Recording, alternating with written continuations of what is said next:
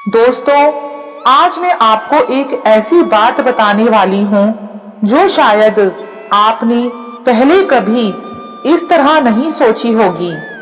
जरा सोचिए, दुनिया में ऐसा कौन सा जहर है जिसे पीने वाला भी हारता है और पिलाने वाला भी बच नहीं पाता। हाँ दोस्तों, वह जहर है अपमान का जहर। और आज मैं आपको इस अपमान की वही गहरी पहेली सुलझाकर सुनाने वाली हूँ, जिसे समझ लेने के बाद आप शायद कभी किसी से डरेंगे नहीं और ना ही किसी को डराने की कोशिश करेंगे। दोस्तों, हम सबने कभी ना कभी अपमान महसूस किया है, कभी घर में, कभी रिश्तों में, कभी समाज में, कभी शब्दों में और कभी खामोशी में भी। कभी किसी ने ताना मारा, कभी किसी ने आपकी बात काट दी, कभी किसी ने आपकी गलती बढ़ा चढ़ाकर बताई और आपकी अच्छाई को दबा दिया। और उस पल दिल के अंदर जैसे कुछ टूट जाता है। ऐसा लगता है जैसे आत्मा को किसी ने दबा दिया हो, जैसे हमारे भीतर का आत्मविश्वास किसी ने मुट्ठी बंद करके मसल दिया हो। पर अब सवाल यह है कि अपमान करता कौन है और क्यों करता है। दोस्तों, इसका जवाब बड़ा सच्चा और बड़ा सरल है। जो व्यक्ति अपने ही मन का दर्द झेल नहीं पा रहा होता, वही दूसरों को गिराकर अपने भीतर की कमजोरी को छिपाने की कोशिश करता है। जिस इंसान को अपनी क्षमता पर विश्वास होता है, वो किसी को कभी भी छोटा साबित करने का प्रयास नहीं करता, क्योंकि उसकी असली ताकत कभी चिल्लाती नहीं, वो हमेशा शांत रहती है।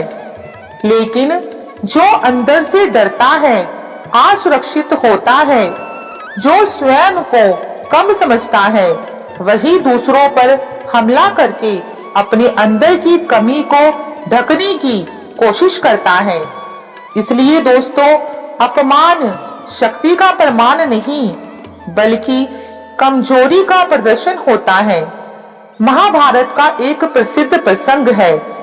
दुर्योधन द्रौपदी का अपमान करता है। सभा में 100 लोग बैठे हैं, पर किसी में रोकने का साहस नहीं।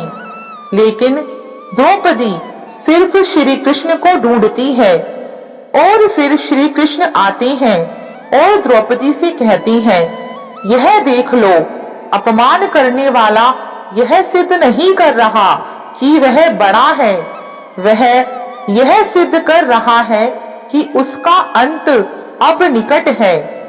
श्री कृष्ण कहते हैं, जिसे खुद पर भरोसा होता है, वह दूसरों को गिराकर नहीं, बल्कि दूसरों को उठाकर चलता है। और यही कारण है कि दुर्योधन का अपमान किसी और का अपमान नहीं, बस उसे खुद ही खा गया। क्योंकि अपमान करने वाला सबसे पहले अपना ही चरित्र खोता है, फिर सम्मान खोता है, फिर सुख खोता है और अंत में सब कुछ खो देता है। दोस्तों, अगर कोई आपका अपमान करता है तो उस पल गुस्सा नहीं, बस एक बात याद कर लेना, वह खुद अपने भीतर से हारा हुआ है, कमजोर है, डरा हुआ है।